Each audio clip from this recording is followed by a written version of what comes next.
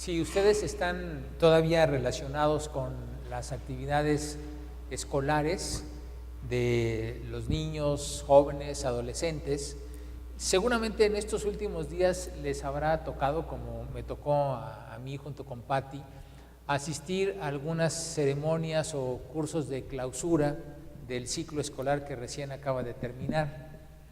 Y si fueron a ese tipo de reuniones, se habrían percatado que pues normalmente en las reuniones hay una entrega de reconocimientos para los estudiantes destacados en el año escolar.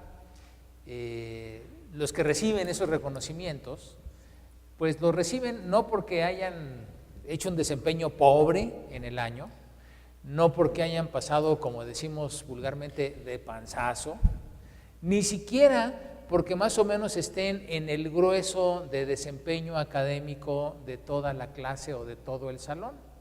Los que reciben el reconocimiento, la medalla, el diploma, la mención o algún otro tipo de reconocimiento, pues son aquellos que han hecho méritos para recibirlo.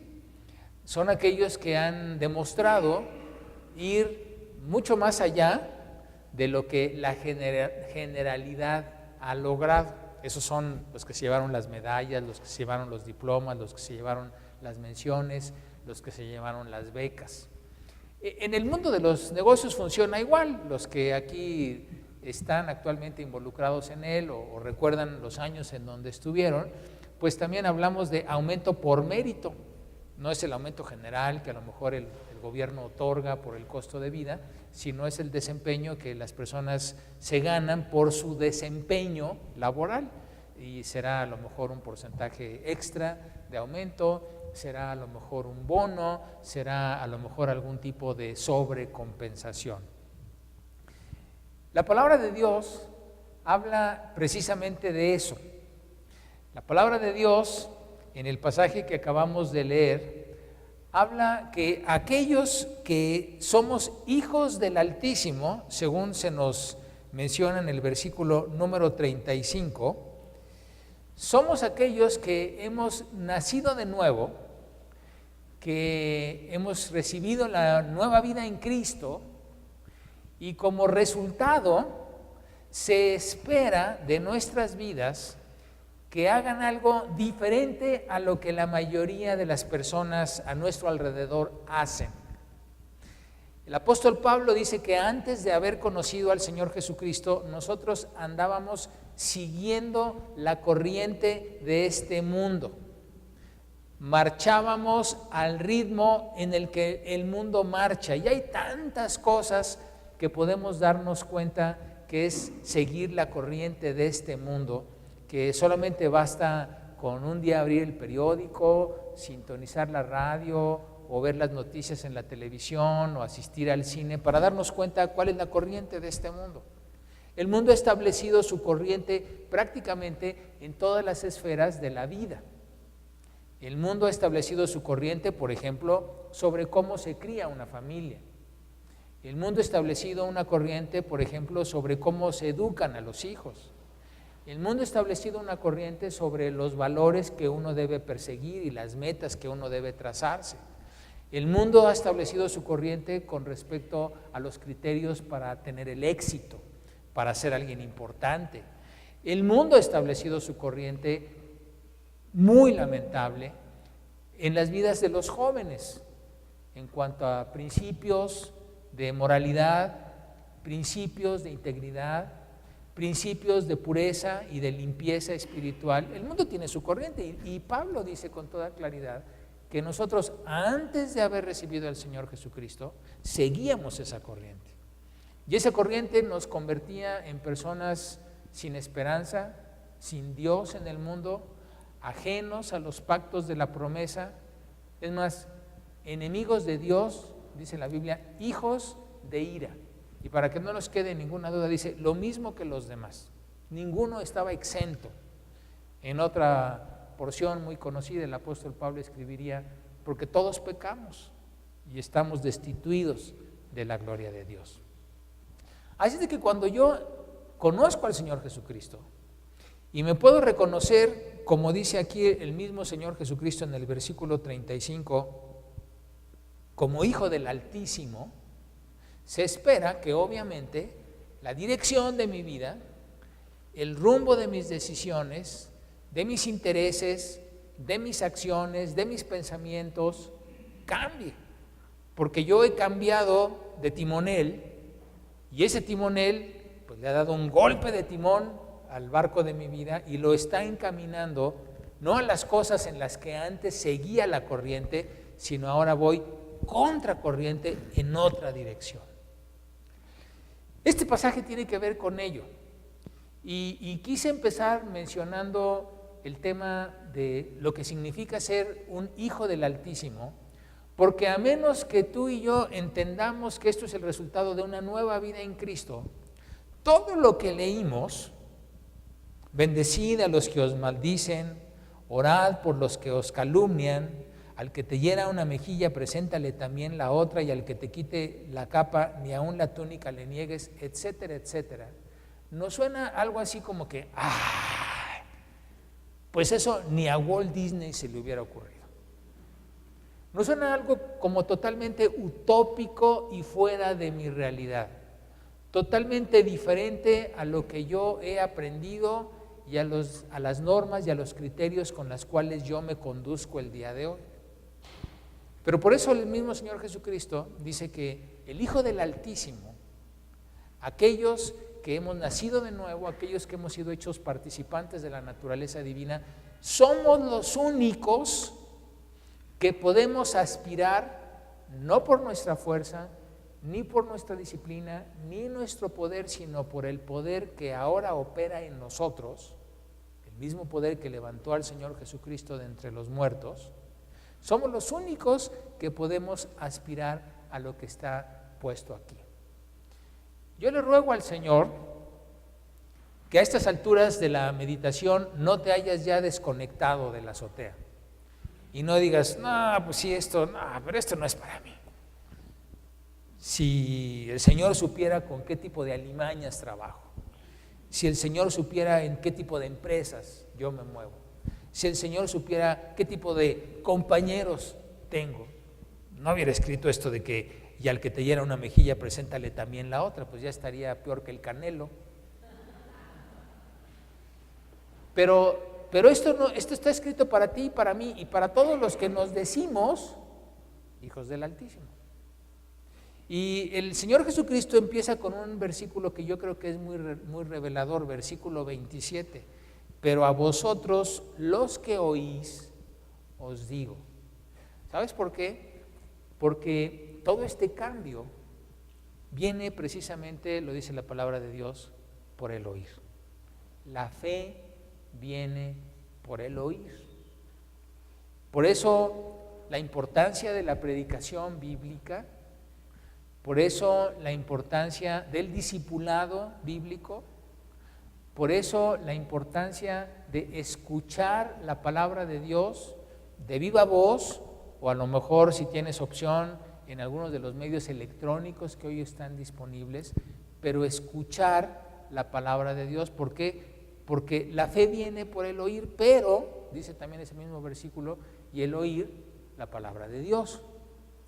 Porque si yo oigo cosas que no son de la palabra de Dios, si yo oigo a lo mejor predicadores que no predican la palabra de Dios, si yo asisto a reuniones en donde más que la palabra de Dios se predica la última novedad motivacional o la última tendencia esotérica, pues ese tipo de escucha no me va a ayudar a cambiar absolutamente nada. Pero si yo oigo y no me quedo solamente, como dice Santiago en su carta, en un oidor olvidadizo, sino en un hacedor de la obra, es decir, en un accionador de lo que escucho, entonces esa palabra que ha sido implantada en mi corazón es una palabra poderosa y es una palabra viva y eficaz para empezar a hacer esta obra de transformación. Y quiero ser muy honesto, porque no basta solamente con el oír. La parábola del sembrador habla de personas que oyeron, pero que más se tardaron en oír, en que vinieron las aves del cielo y se llevaron la semilla sembrada y quedaron exactamente en las mismas como habían entrado. No se trata de asistir a una reunión de predicación en donde domingo a domingo puedo oír, pero más me tardo en llegar a mi automóvil que ya se me olvidó de lo que se habló y mucho menos lo recuerdo a lo largo de la semana para meditar en ello y mucho menos a lo mejor me preocupo por tomar alguna nota para repasarlo en la semana y para orar sobre lo que se escuchó. Pues eso evidentemente no va a producir mayor cambio en mi vida. No es magia pretender venir el domingo, escuchar y solamente con el solo hecho de escuchar ser transformado. Dice Santiago que hay que ser no solamente oidor, sino hacedor, que la palabra de Dios debe ser meditada, debe alimentarnos para crecer. Así de que partiendo de esa base, dice en los versículos 32 al 34 lo siguiente: porque si amáis a los que os aman, ¿qué mérito tenéis? En otra versión dice, ¿qué hacen de más? Si amáis a los que os aman, ¿qué mérito tenéis? ¿Qué estás haciendo de más? También lo hacen los pecadores. Y si hacéis bien, versículo 33, a los que hacen bien, ¿qué mérito tenéis? Porque también los pecadores hacen lo mismo. Versículo 34, y si prestáis a aquellos de quienes esperáis recibir, ¿qué mérito tenéis? Porque también los pecadores prestan a los pecadores para recibir otro tanto. Si notas, hay un contraste muy marcado en estos tres versículos y en estas tres manifestaciones que tienen que ver con la relación cotidiana de la persona y en este caso particular con la relación cotidiana de los hijos del Altísimo, con lo que empezamos hablando. Y por un lado están los pecadores. Y por pecadores aquí nos estamos refiriendo no a las personas que sabemos que tenemos pecado, porque pues eso nos incluye a todos, sino a aquellas personas que no tienen al Señor Jesucristo en su corazón. Pueden ser personas religiosas, pueden ser personas morales y como hemos leído, pueden ser personas que hagan cosas muy loables, como amar, como servir, como prestar. Pero no son personas que puedan ser identificadas como hijos del Altísimo, porque ese es el contraste que está haciendo aquí la palabra de Dios en estos versículos. Y el primer contraste empieza diciendo en el versículo 32, si amáis a los que os aman, ¿qué mérito tenéis? Amar al que me ama. ¿Será difícil? Es muy fácil. Y ustedes y yo, honestamente, creo que lo hemos experimentado. Amar a aquel que tiene muestras de amor para mí, amar a aquel que, cualquiera que sea la expectativa o el concepto de amor que yo tengo, me lo demuestra, pues la verdad, salvo que estuviera muy mal en mi mente, salvo que tuviese un corazón de plano podrido, no me va a ser difícil regresarle el mismo tipo de amor. El problema está, y a lo mejor aquí algunos lo pueden atestiguar, que ¿qué pasa cuando la otra persona me deja de amar? ¿Qué pasa cuando las atenciones que antes acostumbraba a tener ahora ya no las tiene? ¿Qué pasa cuando la expectativa que yo tenía de cómo me debería amar ya no se da? Bueno, la historia de algunos aquí, y yo creo que la historia de muchas personas que nosotros conocemos, es tan sencilla como si me dejas de amar, pues entonces yo ya no estoy obligado a amarte. Muchos de los dramas del divorcio pues pasan por esta premisa. ya te dejé de amar, ya no siento lo mismo por ti que antes, ya no es igual. Pues ya me dejaste de amar.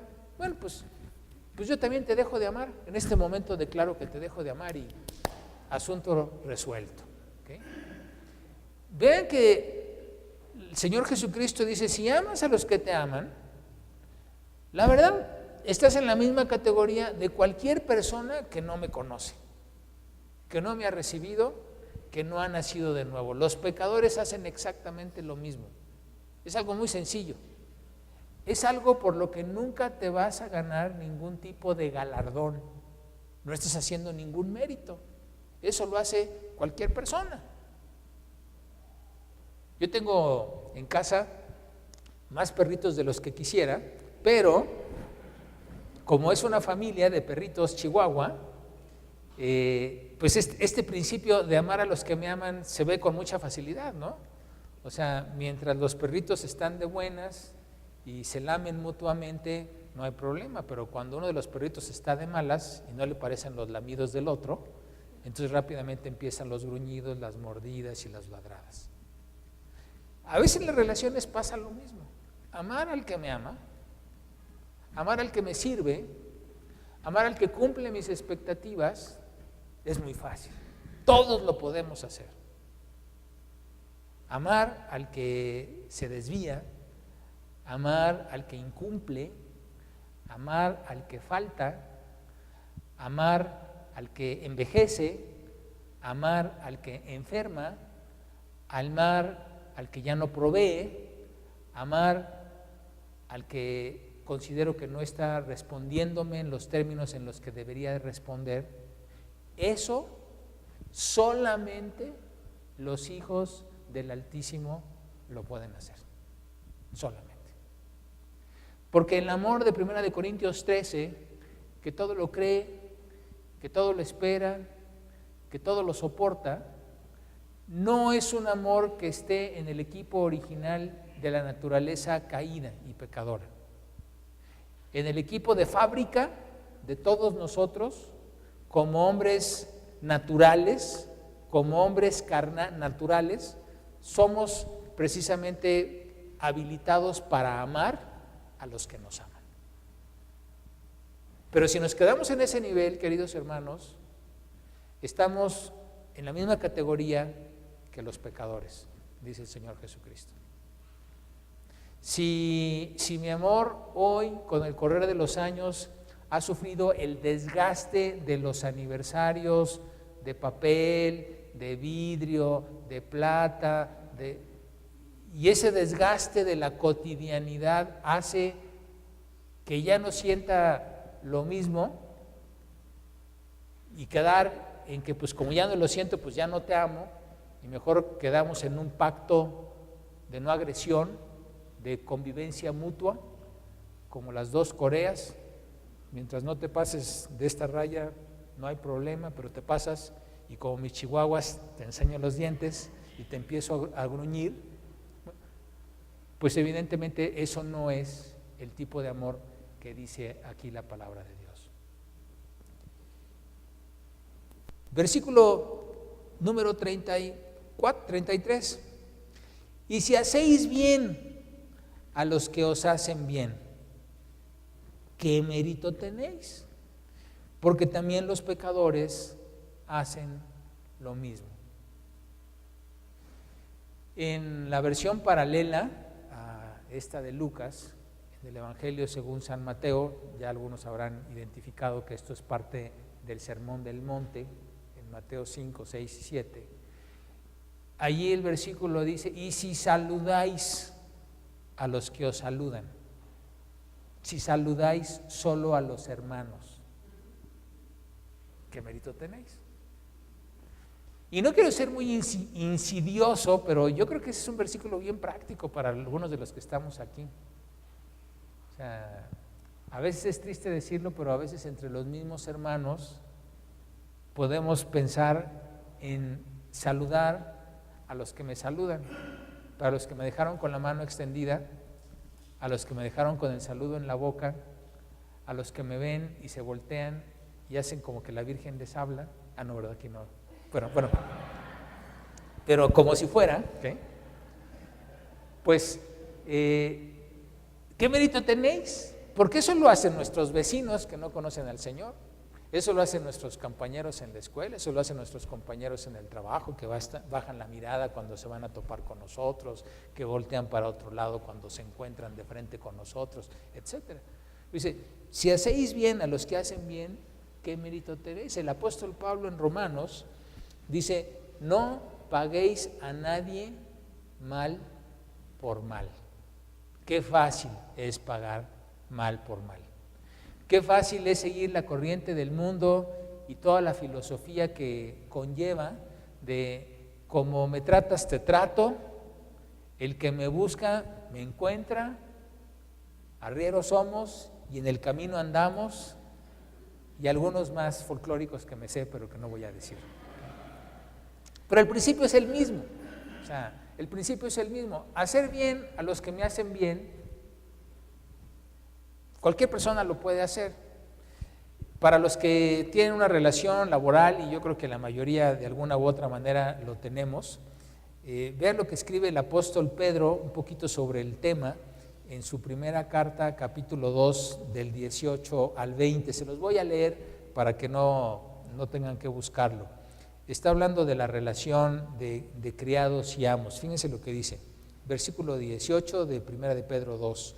Criados, estad sujetos con todo respeto a vuestros amos, no solamente a los buenos y afables, sino también a los difíciles de soportar, porque esto merece aprobación. Si alguno a causa de la conciencia delante de Dios sufre molestias padeciendo injustamente. Pues qué gloria es si pecando sois abofeteados y lo soportáis.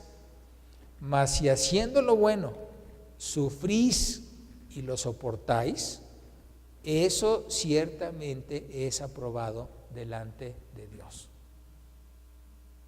Versión de Pedro a lo que el Señor dice, entonces seráis hijos del Altísimo. Porque ¿qué gloria es si pecando sois abofeteados y lo soportáis? Pues te toca. O sea, es lo que te ganaste, es lo que te merecías, es lo justo. Pero si haciendo lo bueno sufres y lo soportáis, como dice más adelante, por causa de la conciencia, aunque la situación no sea afable ni fácil de soportar, sino difícil, espinosa, escabrosa, a lo mejor injusta, dice, eso ciertamente es aprobado delante de Dios. Yo estoy seguro que estas son de las enseñanzas que no nos cuesta mucho trabajo poder identificar cómo es que yo puedo empezar a vivirlas en el poder de Dios, no la próxima quincena o el próximo año, sino saliendo por estas puertas. Porque yo estoy seguro que todos aquí tenemos en nuestro entorno personas que a lo mejor no nos aman, pero que nosotros estamos llamados a amarles con el amor con el que Cristo nos ha amado a nosotros, con el amor que todo lo cree, que todo lo espera, que todo lo soporta. Yo estoy seguro que hay personas saliendo de esta puerta que no nos hacen el bien, que nos tratan duramente, que nos tratan ásperamente, que nos tratan indiferentemente, que somos invisibles para ellos, que no hay ningún tipo de reconocimiento a nuestra labor, que parecería que les pasa de noche los esfuerzos que hacemos, que no hay ninguna demostración de afecto, ni de interés, ni de respeto, ni de consideración. Y dice la palabra de Dios, bueno, si les vas a pagar mal por mal, pues estás en el mismo nivel del ojo por ojo, diente por diente, vida por vida. Por eso el Señor Jesucristo dice, oísteis que fue dicho, mas ahora yo les digo. Y yo les digo ahora porque ustedes son no solamente de los que oyen, sino de los que hacen.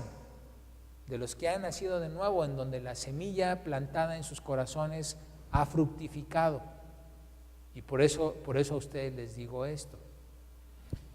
Y el último ejemplo que pone aquí el Señor Jesucristo es el del versículo 34. Y si prestáis a aquellos de quienes esperáis recibir, ¿qué mérito tenéis? Porque también los pecadores prestan a los pecadores para recibir otro tanto. Bueno, evidentemente aquí el Señor Jesucristo no está predicando contra el buró de crédito. Todavía no existía, lamentablemente. Pero lo que está diciendo es que en realidad aquí hay dos tipos de actitudes. Está la actitud de aquel que en sus relaciones tiene el concepto de hoy por ti y mañana por mí. ¿Me conviene o no me conviene que fulanito o fulanita esté en deuda conmigo? ¿Me conviene o no me conviene que yo le haga un favor? Una mano lava la otra. Si yo sé que el día de mañana a lo mejor puedo pedirle algo a mi hermano Mario, bueno, a lo mejor me conviene estar en buenas con Mario, porque el día de mañana yo le puedo, como quien no quiere la cosa, pasarle la factura para que se acuerde que está en deuda. Eso lo hacen los pecadores, dice el Señor Jesucristo. Pero cuando yo doy de una manera generosa, no calculada, cuando en mis relaciones no está el verle el código de la zona postal en la frente al hermano para ver si establezco o no relaciones con él, si no lo reviso de cabo a rabo, como dice Santiago también en su carta, decir, bueno, tú mira, tú por allá quedarías bien, allá sentadito en la última fila te ves más bonito, no, tú sí pásale aquí, porque como han visto los ballets parkings, o sea, si uno trae un suritu, pues lo ponen 2 cuadras allá y si se lo roban, pues ni modo, ¿no? Pero si uno trae un BMW, un Audi, un descapotable, lo ponen en la entrada, para que se vea que los que van allí, pues, gente de catego, ¿no? Es lo que está diciendo aquí. Eso lo hacen los pecadores. Pero si tú realmente quieres ser hijo del Altísimo, necesitarías prestar, no porque sabes que el día de mañana te lo van a pagar de alguna forma, sino dice, prestad no esperando de ello nada. Amar a vuestros enemigos y haced el bien, aunque no te lo retribuyan. Y será, versículo 35, vuestro galardón grande. Y seréis hijo del Altísimo. Porque Él, el Altísimo, es benigno para con los ingratos y malos. Conclusión. Sed pues misericordiosos, como también vuestro Padre es misericordioso. ¿De quién puedo yo o a quién puedo yo ejercer misericordia en esta tarde? ¿Te sorprenderías si te dijera que está más cerca de lo que tú crees? A quien puedes ejercer misericordia no es al azteca danzante de aquí de Palmas.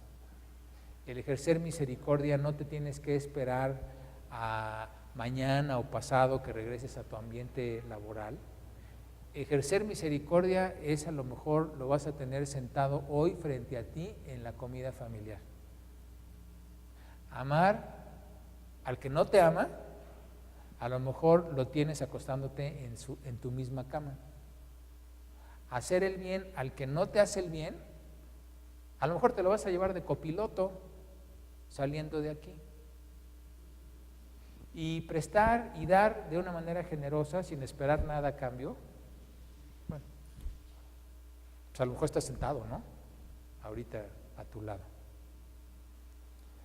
Así de que creo que la invitación es, si esto lo escucha una persona que no es hijo del Altísimo, va a decir, pues, no, pues esto no es para mí, esto es un sueño guajiro, es el mundo de chocolate, el mundo de caramelo.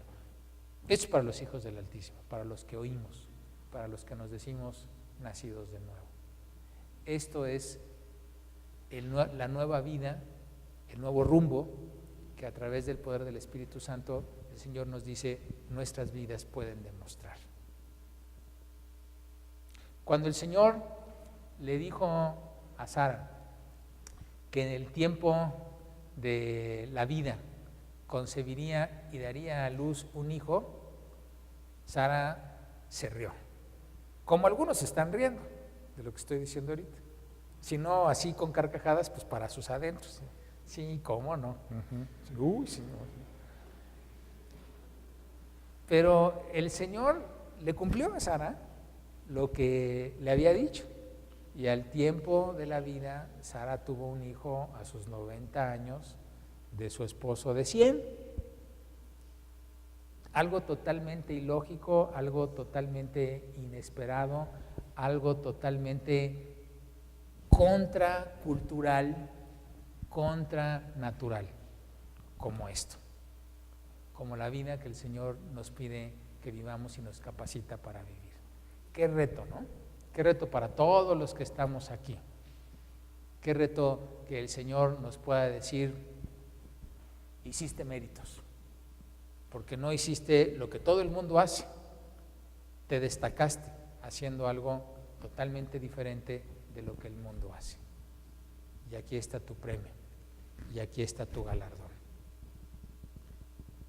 ¿Y sabes para qué van a servir los galardones? Yo estoy seguro que algunos de los que nos tocaron galardones, medallas y demás en nuestros estudios escolares, pues no sé, a lo mejor los pusieron en un cuadrito, los guardaron en una caja de zapatos. Yo tenía tantas que de plano los guardé en una caja. Las regalaba. Pero dice la Biblia que estos galardones y estas coronas al final nos van a servir para ponerlas a los pies del trono del Señor, en cumplimiento a lo que Él mismo dijo: así alumbre vuestra luz delante de los hombres, para que vean las buenas obras y glorifiquen a vuestro Padre que está en el cielo. Para eso nos van a servir, pero ojalá y que podamos llevar varias para la honra y la gloria de Dios. Oremos.